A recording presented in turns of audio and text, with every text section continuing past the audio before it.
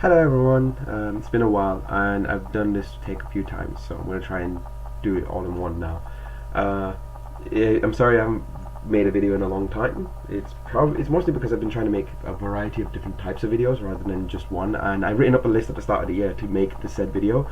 It's just I am very self-conscious about said video because I've not made this sort of video before. I'm trying to present something, and I'm hoping when I finished it you'll enjoy it, or at least you'll get the point. And it's a bit of a scary part because I just want to make this video done, but I want to make it sure it's done well. So I do appreciate the patience if you are still here. With that being said, so I will try to get these things done. But if you do want to see some of the other stuff I'm doing, I work on a YouTube channel called StreetPass UK where I make videos for their StreetPass highlights, and I've been slowly trying to build that up too. So if you do want to see that, or you want to see more stuff that I do edit and on a more regular basis, that's what I do on the side. I'll try to do more vlogs while I'm at events if I can. But with that said, I do apologize for the impatience. I do apologize for the impatience and the lack of videos. I will try to get them done as soon as possible. I think that was fun. With that being said, I wanted to talk about Ghost in a Shell because that came out recently. And full disclosure, I've only seen the anime. I've not seen any of the movies except for the very first origin story movie before Section 9 was established. So what I wanted to do and talk about was my thoughts about the movie. I didn't think the movie was that good. I didn't think the movie was... I thought the movie, if I'm honest, it's pretty mediocre. And my reasoning isn't... Like, I know there's a whole thing to do with the whitewashing thing. Wasn't really to do with that, more to do with how they presented the story in general. They could have casted a Japanese actress to play the major, but it's mostly due to how they've essentially directed Scarlett Johansson as a character. So one of the biggest things that you notice in the movie is that she scowls a lot. She's very depressing in terms of to look at. She's very angry and angsty rather than more closed in. She's more confused and angry rather than confused because she doesn't know who she can trust, and the trusting part is something that isn't implied enough. So the movie kind of starts off with this idea that she might not be who she thinks she is, and the thing is, I felt like the movie kept it very safe in terms of how they presented that. It's like, oh, she doesn't know who she thinks she is. This is the point of the movie. Is she who she says she is? But they don't talk about the emotional factors behind that. And as a human inside of a cyborg body, she doesn't know whether she can emote in that way or she feels more robotic than anything else. There was a quote that I heard from someone that I heard recently, which was, it's sad. Like the problem I faced is when I look in the mirror, the person I'm looking at is not me. That's what I would have liked to have seen more of. The big plot twist in the movie was that it turns out that she's Japanese. Spoiler. Which is kind of what's implied in the original 1985 movie, I think. So, with that being said, the movie comes across as more of an identity crisis rather than an identity-less character. This person already had an identity but didn't know who she was before she became Mira rather than Motoko Kusanagi. So when you watch the movie, it starts off in this very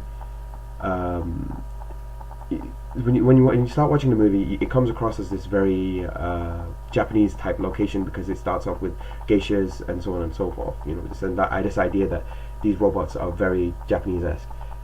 Because of that, like, it kind of puts in the red herring or saying that maybe she's Japanese. Like, that's kind of like answering the question, really. But the point I'm trying to make with it is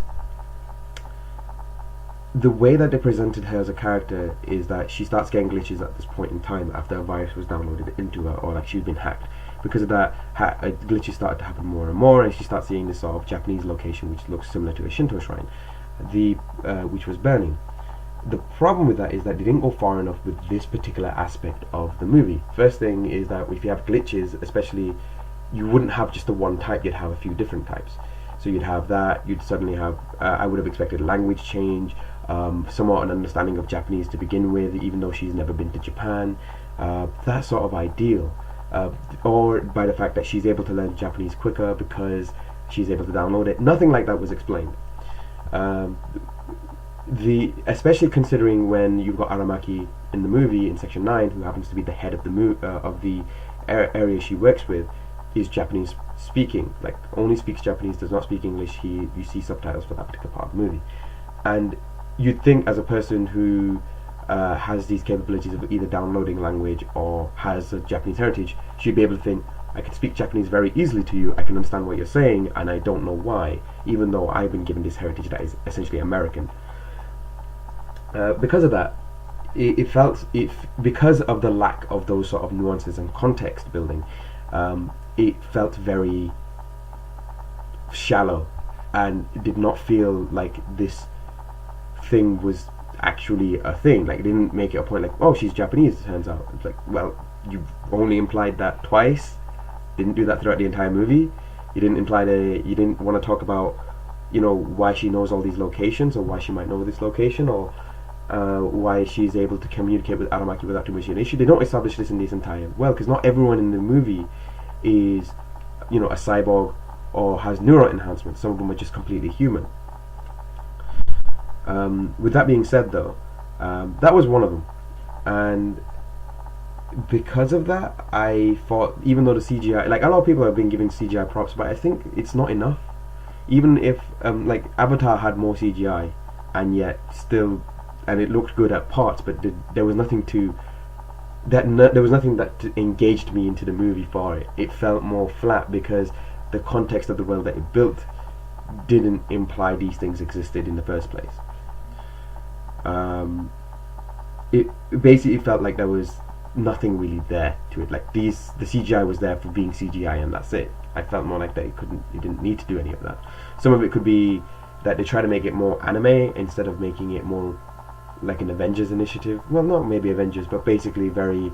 They should have toned it back a little bit, strictly because it felt more like the hits were heavier. The other thing is that in the movie it's implied that she's been like this for about a year.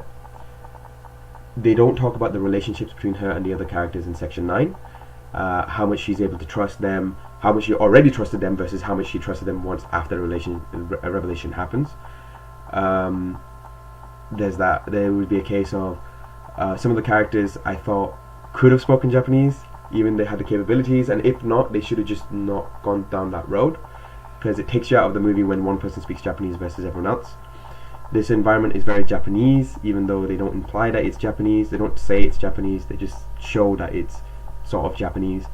As far as I understand, the anime implied that this entire place was Japan originally, and it just happened to be a globe-trotting sort of environment. Like, they're a globe-trotting group. They can be, they can be dispatched anywhere if they really wanted to. But primarily, their main base of location is Japan. The end of the main villain is not really the issue. I don't find the main villain being an issue per se. My problem is how that relationship between her and the main villain is very sparse. Like, it's not like he opened his eyes, but he opened her eyes, but it didn't. It was just for revelation's sake, in my opinion. It didn't feel like there was enough to establish that there was a connection between these two, instead of just saying, "Oh, you're like me." That's it.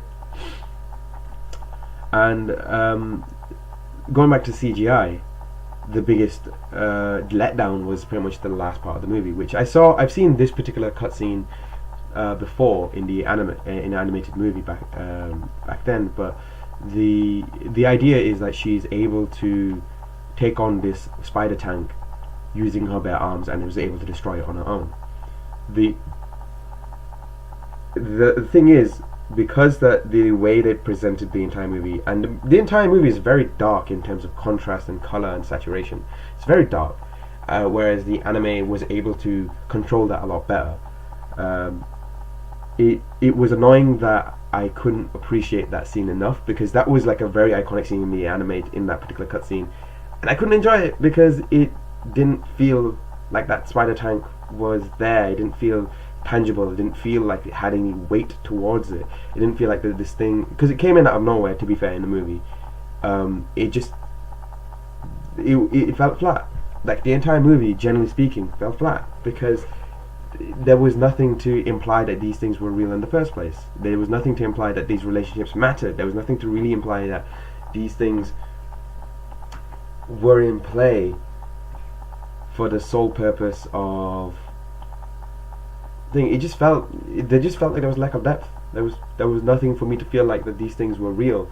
The only one that you really cared about was Aramaki's, and that's the thing. Like Major had a relationship, has relationships between Bato and Ishikawa and Aramaki, and yeah, the only one you really cared about is Aramaki versus the rest of Section 9, rather than Motoko Kusanagi to the rest of the crew. She's the head, she's the leader, she doesn't feel confident, she seems scared, more confused. It just fell flat, and I wish there was something better for it. I wanted there to be a sequel because I was hoping more. I don't want there to be dark and grey environments. I want it to be bright. There is meant to be a very techno world. It's meant to be very bright. It should have been more from. I would have thought it would have worked better with a more Fifth Element type of art direction and production. But what we got was not what I wanted, in my opinion. So, yeah. With that said, I hope I've covered everything. I think I did this 3 times, and I'm still trying to figure the rest of it out. So, I hope you've enjoyed it. Let me know what you think of the movie below. To be honest, I don't think it was that good, but doesn't mean I'm not right. Doesn't mean I'm not wrong. Sorry. So, with that being said, thank you very much. I'll put all my social medias down below if you want to talk to me, and I'll see you guys next time. Bye.